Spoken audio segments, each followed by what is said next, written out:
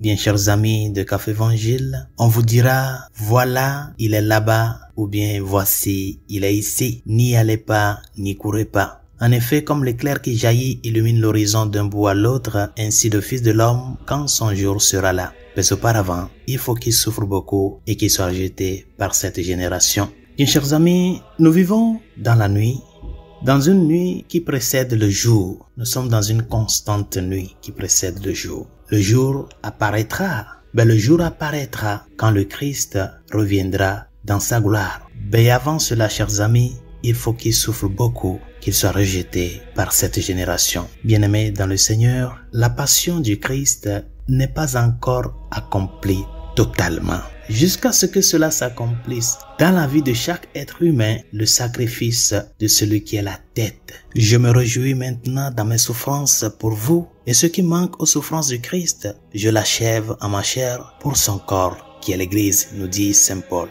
Et c'est la même chose qui doit passer dans la vie de tout un chacun de nous. Compléter dans notre chair ce qui manque aux souffrances du Christ. Qu'est-ce que cela signifie? D'offrir tes croix et tes difficultés de tous les jours comme un achèvement à la passion du Christ dans ta vie personnelle. Nous tous, nous sommes appelés à collaborer avec la croix du Christ, à boire de la même coupe du sacrifice du Christ. Par conséquent, la passion du Seigneur n'est pas totalement complète jusqu'à ce que chacun de ses membres, chacun de ces personnes pour qui il a versé son sang, que chacun et chacune mène complète en sa chair ce qui manque à la souffrance du Christ. Bien que dans notre âme, déjà en grâce, nous célébrons la gloire du dimanche, c'est-à-dire la gloire de la résurrection, la grande histoire continue encore dans le samedi saint. Quand nous voyons par exemple comment va notre monde, quand nous voyons comment il y a tant de violence, tant de haine, l'être humain est devenu un loup pour l'autre, tous ces sens-là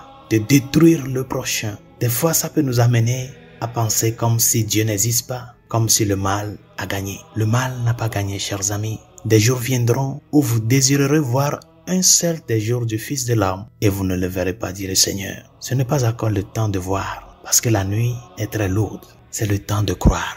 Bienheureux ceux qui croient sans avoir vu. C'est le temps de la foi.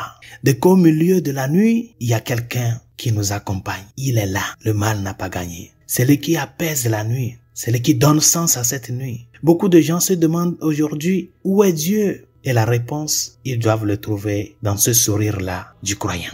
Le sourire de ceux qui croient, ceux qui ont la foi. Parce que ces personnes-là savent que Dieu existe. Parce qu'ils ont fait l'expérience de Dieu. Parce que ta foi t'a amené à voir l'action de Dieu même au milieu des ténèbres. Tu as vu comment sa lumière pénètre au tréfonds de ces ténèbres-là. C'est pour cela, chers amis, les yeux lumineux des chrétiens doivent être lumière dans la nuit, bien que pour que cela soit ainsi, il est nécessaire que toi et moi, nous soyons remplis du Christ, que le Christ nous possède totalement. C'est en cela, chers amis, nos yeux vont être des grands luminaires qui illuminent les grandes ténèbres qui entourent notre monde. Dieu est là, il existe, mais c'est le temps de la foi.